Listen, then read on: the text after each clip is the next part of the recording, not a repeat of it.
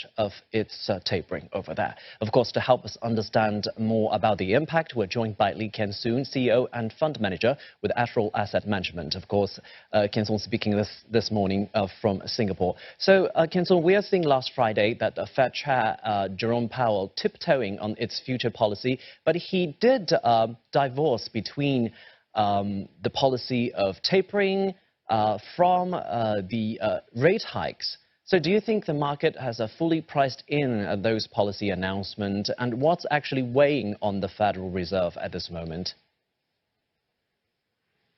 I think when Fed Chair Jerome Powell made the announcements, it was all within the market anticipation. His key message was two-part, tapering by end of 2021, which was expected by the market and analysts. And secondly is there's no rush for a rate hike as the situation is still not fully clear. So this was a very nice message for the market, and as a result, we saw that there was actually a market rally on last Friday. With the current COVID-19 situation and the Delta outbreak in Asia, I think what Jerome Powell wants to do is to keep his options open and not to pull the trigger too fast. Meanwhile, at the same time, we are seeing more Fed officials getting more hawkish at this moment. So do you think that changing attitude will have some impact on central banks here in the Asia-Pacific region? I think the central banks in the Asia-Pacific regions will have to align themselves depending on their own central bank's policies.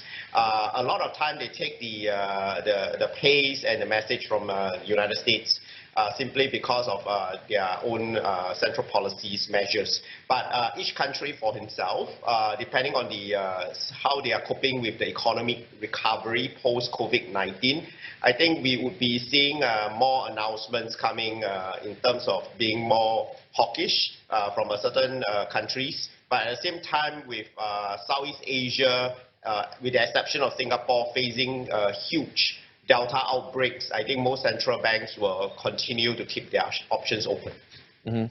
Well, in the same time, we're seeing that previous past data showing that September has been a tough month for the equities market. But this year, it seems a little bit of different. So what are the sectors that have been supporting the market sentiment so far? September last year was also a good year for equities. Simply because it is interesting that for the last 2 years, I think we saw post-summer COVID situation actually became much better in control, simply because of temperature and the spread of the virus has come under certain control by the time it hits September. And therefore, the equity markets is just responding to how each country has managed to cope with the COVID-19 situation.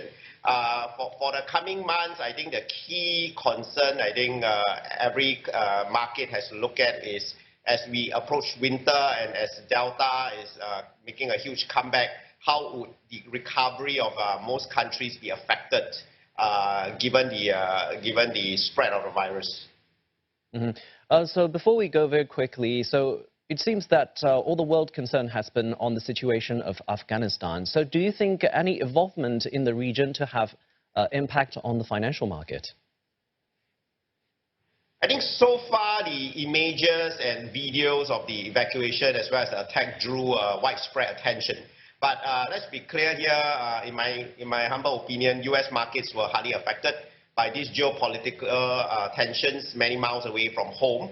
I think their focus of the markets now is still on the reopening of the economy and the recovery of the recovery situation. So local economic situation like unemployment as well as data coming out, economic data coming out, will be the key concern for most market analysts rather than what is happening in Afghanistan.